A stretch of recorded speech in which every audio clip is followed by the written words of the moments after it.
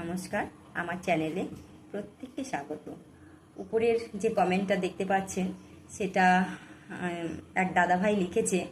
আমি এর আগে একটা ভিডিও ছেড়েছিলাম যে সরকার আইসিডি সেন্টারে কি কি দেয় সেটা আমি তুলে ধরেছিলাম। তার কারণ ছিল কেন তুলে ধরেছিলাম, কারণ ডিপার্টমেন্ট আমাদের সিডিপিও ডিপিও প্রত্যেকেই জানে যে আমরা কিভাবে কত কষ্টে সেন্টারটা চালাই। কারণ তাদেরও কিছু করার নেই, যতক্ষণ না উপর মহল থেকে অর্ডার আসছে তারাও কিছু আমাদের বলতে পারছে না। মানে আগের অর্ডার অনুযায়ী কিন্তু তারা আমাদেরকে বলছে যে এইভাবেই পরিচালনা করে সেন্টার, কিন্তু জনসাধারণ তো সব বিষয়টা জানে না। আর জনসাধারণই এখন দেখছি উত্তপ্ত হয়ে আমাদের আইসিডিএসদের মানে এই ধরনের কমেন্ট করছে বা আইসিডিএস কর্মীদের উপর বহু মানসিক অত্যাচার করছে। তো আমি এই যে দাদা ভাইকে বলছি, আপনি যে লিখেছেন যে হিসেব দেওয়া বন্ধ করুন, কে বলেছে হিসেব দিতে? হিসেবটা এই কারণে দিয়েছি দাদা ভাই, কারণ আপনারা তো পুরোটা জানেন না।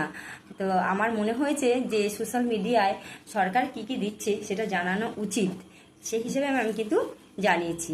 আর একটা কথা হচ্ছে, আপনি বললেন যে আমাকে চুরি করেছি কেন। এবার আপনি উত্তর দিন দাদা ভাই, আমি যে চুরি করেছি আপনি কি দেখতে পেয়েছেন?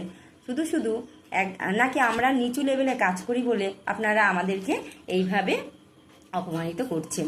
তো কেন ভিডিওটা ছেড়েছি মানে আপনি একটু ভেবে দেখবেন। আর এই ধরনের কুমন্তব্যগুলো দয়া করে একটু বন্ধ করুন। আমরা কি চুরি করব বলুন তো? ওই 11 পয়সা সবজি, 23 পয়সা সবজি, এই 84 পয়সা আলু, এসব থেকে কি চুরি করব? এগুলো আমরা কিছুর মধ্যে দিচ্ছি না?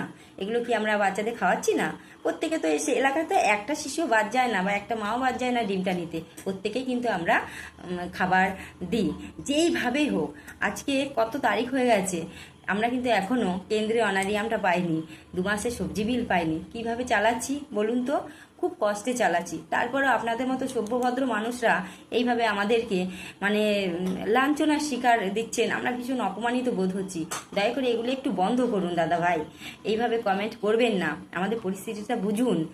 আর আমাদের অনেক সেন্টারে না হেল্পার মানে বিগত যে সরকার ছিলেন কোনো কর্মী সহায়িকা নিয়োগ করেননি।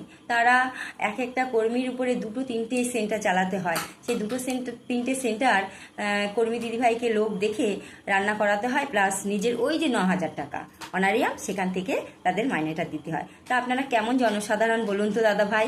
কোনো দিন এগিয়ে এসেছেন আইসিডিএস সেন্টারগুলোর উপরে? সরকার যেহেতু লোক নেয়নি, তা কোনো দিন আপনারা 10 জনা এগিয়ে এসেছেন?